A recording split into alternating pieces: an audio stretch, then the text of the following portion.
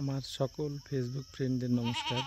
আমি আছি এখন জলপাইগুড়ি ডিস্ট্রিক্ট মাগুরমারি এরিয়াতে। আমি আজকে আপনাদের একটা স্কুল তুলে ধরছি, সেটা হাতির অত্যাচারে ক্লাসই হচ্ছে না।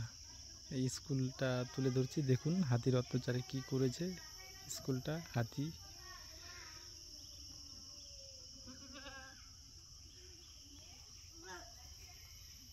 হাতি স্কুলটাকে ভেঙে শেষ করে দিয়েছে, তছনছ করে দিয়েছে।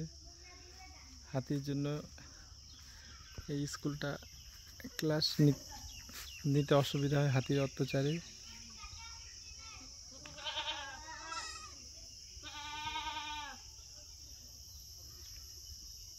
দেখুন এই পরিস্থিতি স্কুলের, ভেঙে দিয়েছে সম্পূর্ণ হাতিতে, থুবড়ে মুবড়ে গেছে, টিন ওয়াল টোয়াল ভেঙে দিয়েছে হাতি। খুব সুন্দর একটা পরিবেশ এই ফরেস্ট পাশে।